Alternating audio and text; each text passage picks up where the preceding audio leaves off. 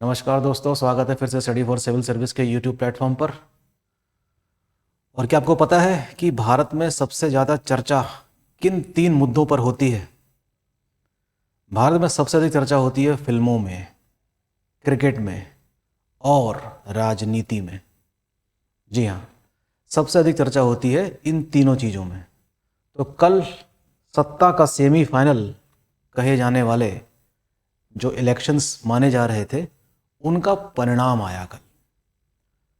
ठीक, तो व्यवहारिक सी बात है कि ये कोई ऐसी खबर तो है नहीं जो मेरे जरिए आप तक पहुंच रही है। ये तो बात पता चल चुकी कि 5 राज्यों में चुनाव हुए हैं, जिसमें से मिजोरम की गिनती आज जारी है और 4 राज्यों के चुनाव के रिजल्ट कल आ चुके, जिसमें से 3 में भाजपा ने सीटें जीत ली हैं सारी, लगभग, मतलब 2/3 बहुमत लगभग उसको हर जगह मिल गया है।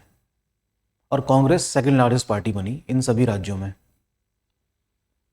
तो the one of the most talk about thing in India is the politics, और जिसके बारे में इतनी अवेयरनेस तो सबको होनी ही चाहिए कि राजनीतिक उस महकमे में क्या चल रहा है। तो थोड़ी बहुत जानकारी व्यवहारिक रूप से ही सही हमें पता होनी चाहिए।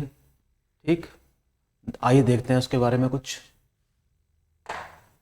तो कल जो असेंबली इलेक्शन हुए 2023 में, तो ये मान के चलिए कि हर 5 साल में चुनाव होते हैं और लगभग 5 राज्य ऐसे मिल ही होते ही हैं जहाँ पर ये इलेक्शन हो रहे होते हैं। इनको कहा जाता है असेंबली इलेक्शन। असेंबली इलेक्शन का मतलब विधानसभा चुनाव। ठीक, तो कल इन 4 राज्यों के परिणाम हमको देखने को मिले, और यहाँ पे जो 200, 230, 90 और 119 लिखा हुआ है, दरअसल ये नंबर ऑफ सीट्स हैं। किस चीज़ की? ये नंबर ऑफ सीट्स हैं उन विधानसभा की जितनी सीटों पर ये चुनाव लड़ा गया है। ठीक, मिजोरम में 40 सीटें हैं और जिस पे गिनती अभी जारी है। और हमको ये भी पता होना चाहिए कि इन सभी राज्यों में पहले से कौन सी सरकारें थीं और अब इस समय कौन सी सरकार स्थापित हुई है। राजस्थान में कांग्रेस की थी सरकार, आपको पता ही होगा। एमपी में बीजेपी की थी, छत्तीसगढ़ में कांग्रेस की थी, लेकिन अब बीजेपी की है। और तेलंगाना में अब किसका स्थान आ चुका है? कांग्रेस का। मिजोरम में बीजेपी की थी, और अभी देखते हैं कि आज क्या परिणाम यहाँ पे आने वाला है। तो सिविल सर्विस कैंडिडेट होने के नाते हमें क्या इंपॉर्टेंट चीज़ें पता लगानी है इसमें, और वो ये चुनावी नतीजे is not important thing for us. Civil service candidate के लिए चुनावी नतीजे इतने इंपॉर्टेंट नहीं है, कॉन्स्टिट्यूशन इंपॉर्टेंट चीज़ है। क्या इंपॉर्टेंट है? कॉन्स्टिट्यूशन को समझना, अर्थात संविधान को समझना इंपॉर्टेंट है। संविधान को समझना इंपॉर्टेंट है। और हमको ये पता चलता है कि 2 बड़े इलेक्शन इंडिया में होते हैं। एक को हम कहते हैं जनरल इलेक्शन और एक को हम कहते हैं असेंबली इलेक्शन। दोनों की जो अवधि है वो 5-5 साल है, ये हमको पता है। इसको लोकसभा इलेक्शन कह दिया जाता है और इसको विधानसभा वाले इलेक्शन कह दिया जाता है। ये बात आपको पता ही होगी। तो हमको पता चलता है इन सब चीज़ों से, संविधान पढ़ते पढ़ते, कि we have 2 sets of government.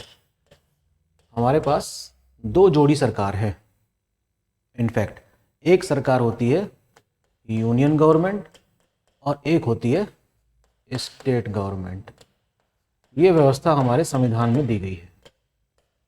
संविधान जब आप पढ़ेंगे ना, तब आपको पता चलेगा कि ये वाला जो पार्ट है ये हमारे भाग 6 में आता है। आर्टिकल 152 से लेकर 237 तक के बारे में जो उल्लेख है वो राज्य के बारे में उल्लेख है। राज्यपाल, राज्य की सरकार, मंत्री परिषद, राज्य का जो वो होता है एडवोकेट जनरल, हाई कोर्ट्स, किस तरीके से विधानसभाएं काम करती हैं, इन सब का उल्लेख आपको यहाँ पे मिलेगा। और ये एग्जामिनेशन पॉइंट ऑफ व्यू के लिए काफ़ी ज़रूरी है। ठीक, इसी प्रकार से ये सब चीज़ें आपको बड़ी ही आसानी से समझ में आ सकती हैं अगर आपका कॉन्सेप्ट यहाँ पर क्लियर है ना। अगर आपको पार्ट जो हमारा यूनियन गवर्नमेंट वाला है, जिसमें आर्टिकल चलता है आपका 52 से लेकर 151 तक, ठीक है ना। जैसे मैं आपको याद दिला दूँ, पार्ट 1 हो गया आपका इंडिया एंड यूनियन वाला part, citizenship part 2, part 3 fundamental right, part 4 DPSP, part 4A fundamental duties, part 5 ये और पार्ट 6 ये।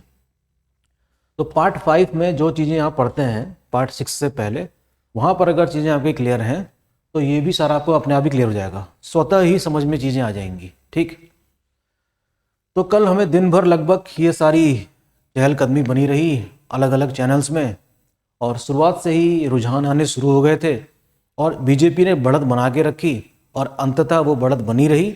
और फाइनली हम देखते हैं कि राजस्थान, MP, छत्तीसगढ़, इन तीनों जगह बीजेपी फिर से सत्ता में आ जाती है। और हम कह सकते हैं कि मौजूदा हालात में बीजेपी को सत्ता से हटा पाना इतना आसान नहीं है, और जो सत्ता का सेमीफाइनल माना जा रहा था इसमें बीजेपी की जीत हुई है। और हम समझ सकते हैं कि 2024 की कितनी ज़बरदस्त तैयारी कर ली है बीजेपी ने सत्ता में बने रहने के लिए। ठीक, तो जो भी विपक्ष दल हैं इनको नया तोड़ निकालना पड़ेगा। ठीक है, तो ये जो मैं बातें कर रहा हूँ ये राजनीति की बातें हैं।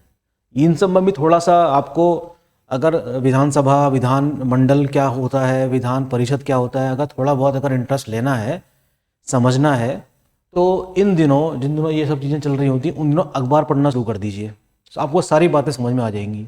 इसी में से मैं एक क्वेश्चन निकालता हूँ कि बताइए इनमें से कौन सा राज्य ऐसा है जहां पर द्विसदनात्मक